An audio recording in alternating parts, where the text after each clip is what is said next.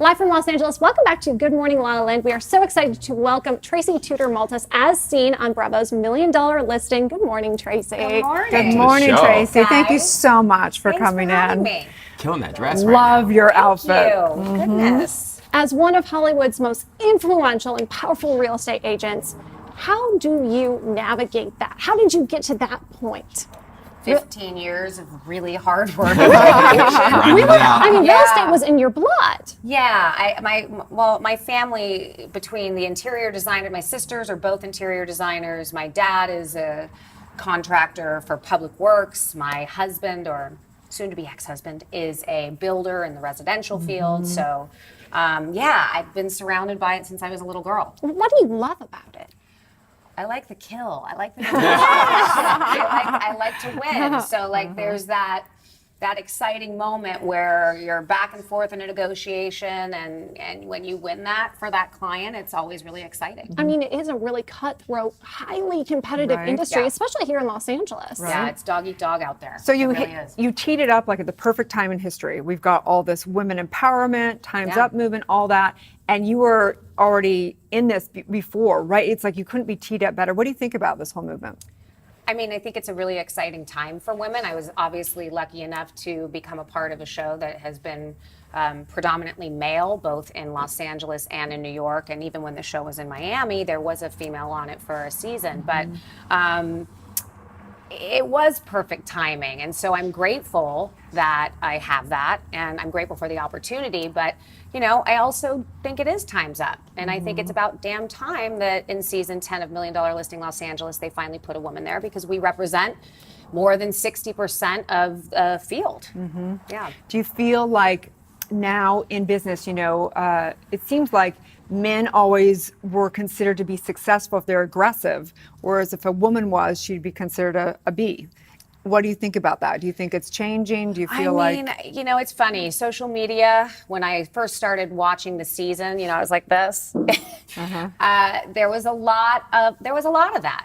People thought I was coming off bitchy, and I sort of defend myself because I'm not a bitch. I'm just good at what I do, and I'm confident, and I like to give the boys a little bit of their own shit back. Well, how are they going to compete with that? How are they compete with all this, right? I mean, come on. It's about time that we are allowed to have a voice, be empowered, speak our mind without being considered a B.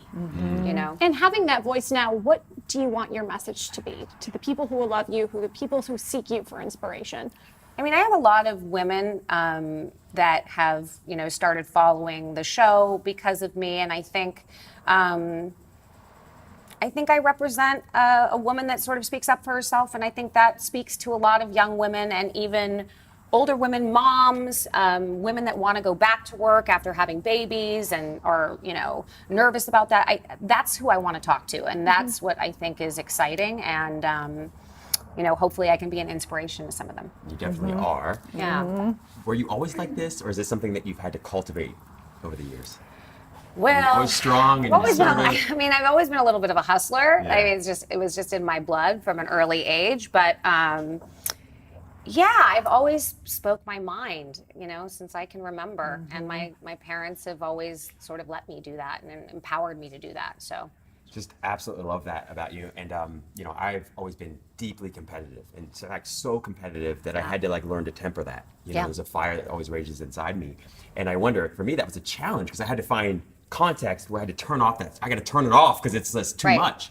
Do you find that you have to find moments where you turn off that switch?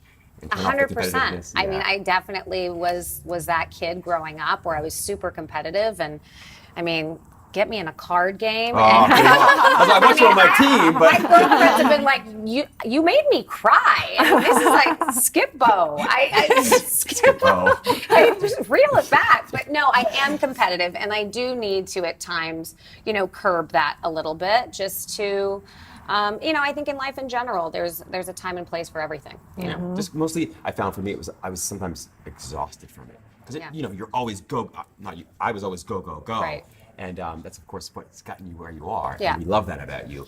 For me, I had my own problems, but yeah. So I think you got to check out a little bit Yeah. too. You know, I mean, there's a time to be competitive and be like in that game, and then there's times where you just need to check out and like take a beat. Yeah, You know? take a nap even. Yeah. So do you think that there's anything that the world does not know? Like if they're like, okay, tell us a secret the world has not seen on the show or whatever. Is there something about you that you're like, they probably don't know this? I mean, I'm really pretty much who I am on the show. At home, there isn't really a whole lot of me that you don't see. I mean, the one thing I did when I signed up to do this was I said I'm going to be authentic, and I'm going to be as authentic as I possibly can be, because I'm not in this to be anything else other than myself. So that's how it's been, and that's what I think has been more rewarding about it than anything. Boss up. Yeah. Awesome. Is there That's anything right. you've learned about yourself in this process? You know, I think I was intimidated by the process when it first started. And so there was a part of me that, you know, was holding back a little bit. And, you know, I'm on a show with some very, very successful men. And that was intimidating. But I found that, you know, the more authentic I could be and the more myself, because in my real life, that's, you know, I am confident and I feel good about who I am and where I am in my life. And I just needed to kind of completely let that happen on the show in order for me to do that. And that's, I think, the biggest lesson, you know.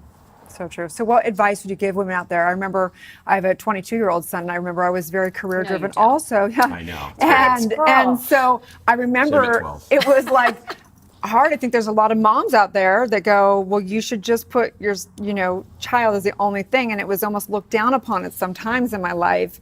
What advice would you give to other women out there? Because not everyone's just meant to be a mom that's just a mom. You know, we have desires, we have passions, we have career and all that. What advice would you give them? I mean, I give it every day. I mean, I try to like direct message like people and fans back and women that are reaching out to me. And I don't think that, you know, you need to sit home, and I think it's probably the most important job that any woman has as a parent. Totally.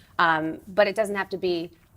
That doesn't have to be it. You can really get out there. I don't care if you're 40, 50, 25, whatever it is, and be more than just that. And it just requires a little bit of, you know, balls. Letting the guilt go too, right? Yeah, the guilt I guess. sets in sometimes. No, yeah. The guilt is.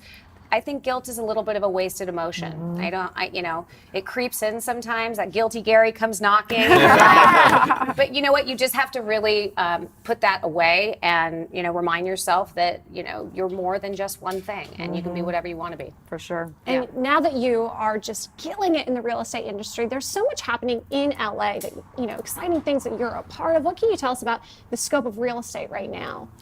Well, there's a lot going on, particularly in Los Angeles. You know, vertical living in LA has become sort of the latest thing, which I don't think as brokers we ever really thought that was going to happen here. So to see the landscape changing the way it has, I'm on a development right now that at the end of last season, I was awarded a really high-end development, and it's been really exciting to work on that. And, you know, we're selling out really, really fast, which I think is something very new for the LA market. And, you know, we've got the 10,000 building, and there's 6 or 7 more projects that are high-rise that are coming to West Hollywood, Beverly Hills, and It's exciting. I think that's the direction that we're starting to see people go. It's so interesting. I had cocktails the other day at the 10,000 building, and it's right down where Santa Monica meets Wilshire. And everyone I met there actually had a home down the street that they had packed up, and then they moved into this building. And it was just this incredible community, and Yeah. it was fun.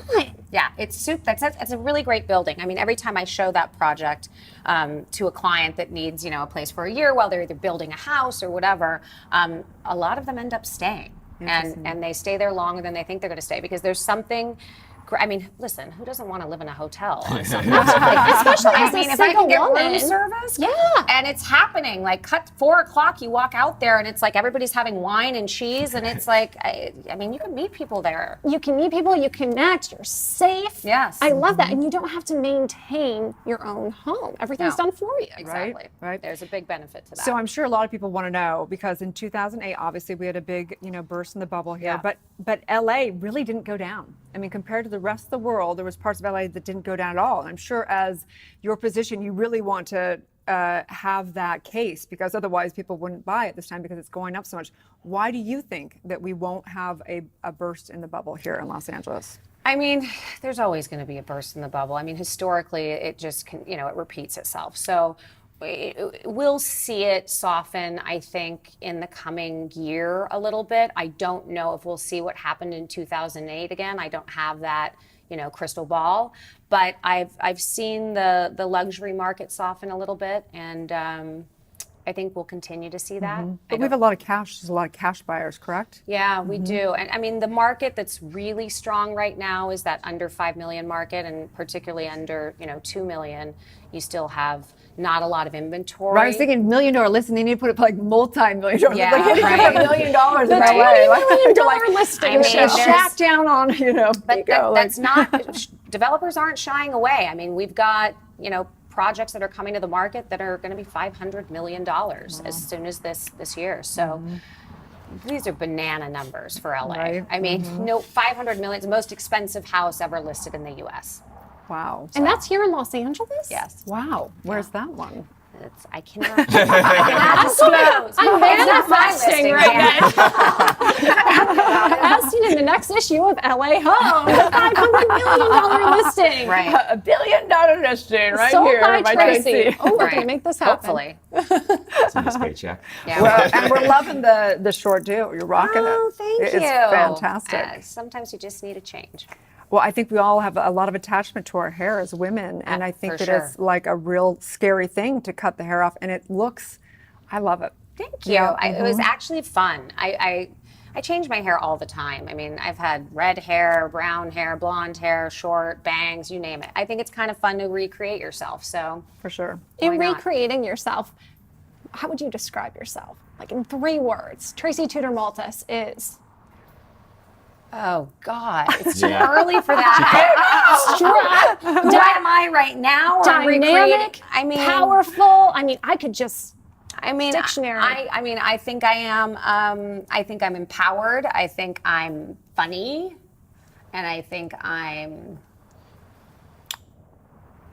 unstoppable. Yeah. I haven't had enough coffee. This is why we have Jezlan here, okay?